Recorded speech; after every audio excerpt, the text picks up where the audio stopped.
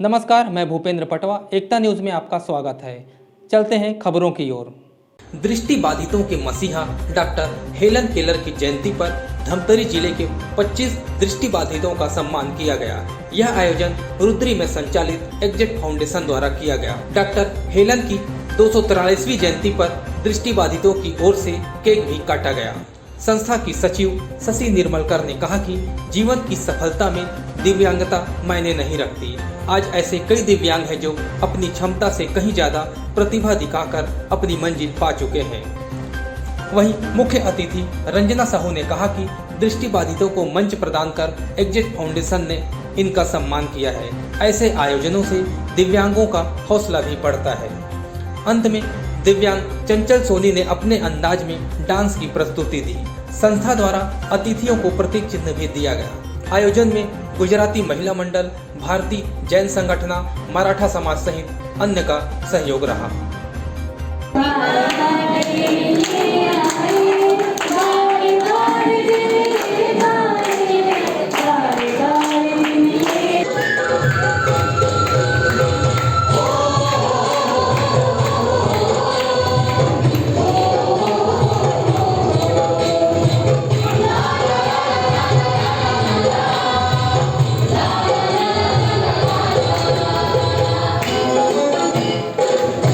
गाँव मेरा मुझे याद आता रहा, गाँव मेरा मुझे याद आता रहा।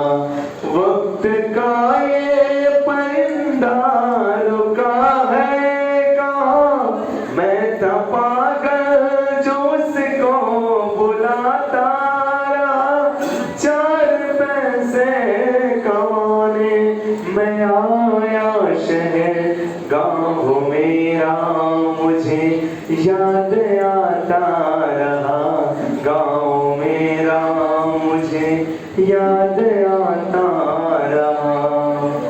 पढ़ता था मैं जब पाठशाला से घर, अपने हाथों से खाना खिलाती थी माँ।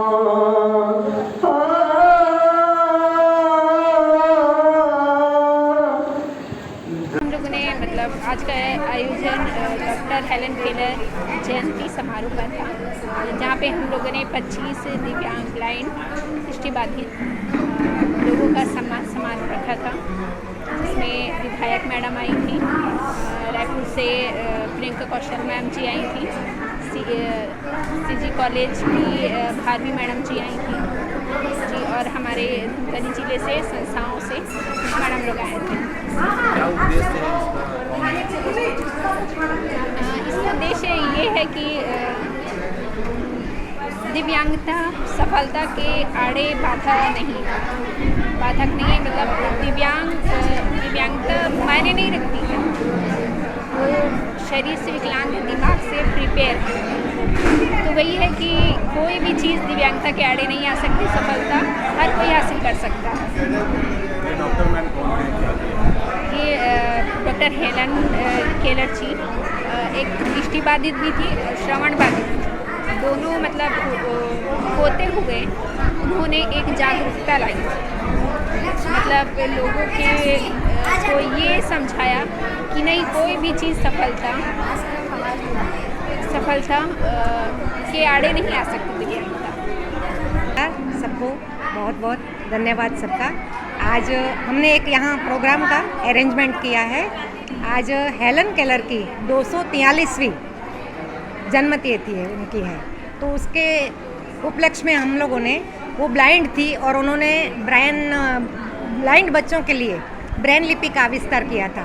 तो उसके उपलक्ष्य में एग्जिट फाउंडेशन संस्था ने एक प्रोग्राम का आयोजन किया था, जिसमें बाहर से नगरी, रायपुर और आसपास के गांव से 25 ब्लाइंड बच्चों को उन्होंने इनवाइट किया था और उनका सम्मान किया है, जिसमें जैन संगठना समाज भी जुड़ा था, गुजराती कॉलोनी गुजराती समाज भी जुड़ा था और मराठा समाज जुड़ा था। तो सबने बहुत ही उमंग उत्साह से इस कार्यक्रम में साथ दिया और उसमें हमारे वीआईपीस भी सब आए हुए थे, तो उनका भी सम्मान किया गया, बच्चों का भी सम्मान किया गया। और जो एक पैर से जो डांस करती है चंचल सोनी, उसकी भी 2 मिनट की झलक लोगों ने देखी। और एक जो बाहर से आए हुए थे मेहमान, उसमें भी एक सर ने बहुत ही अच्छी अपनी सुरीली आवाज़ में एक गीत सुनाया। तो आज का कार्यक्रम बहुत ही अच्छा रहा, जो इन दिव्यांगों की मसीहा हेलन केलर की जन्मदिन के उपलक्ष्य में हुआ है। तो आज का प्रोग्राम बहुत ही अच्छा हुआ, सबका बहुत ही साथ और सहयोग मिला। और हम सबसे यही रिक्वेस्ट करबद्ध प्रार्थना करते हैं कि इस कार्य में, इन जो बेटियां कार्य कर रही है, इनके कार्य में इनके साथ लोग जुड़े। शासन से भी मैं करबद्ध प्रार्थना करती हूँ कि हमसे जितनी हो सके उतनी हम इनके मदद करेंगे, तो ये आगे इनका हौसला बढ़ेगा, हिम्मत बढ़ेगी। और इनका जो कार्य चल रहा है, जो दिव्यांग बच्चों के लिए उनका जीवन संवारने के लिए इन बच्चियों ने, इन बेटियों ने अपना जीवन न्योछावर कर दिया है। तो हम ऐसी बच्चियों को नमन करते हैं और इनका इतना सराहनीय कार्य है कि उसमें हमें सबको जुड़ना चाहिए, इन्हें मदद करनी चाहिए, तो ये भी आगे बढ़ेंगे।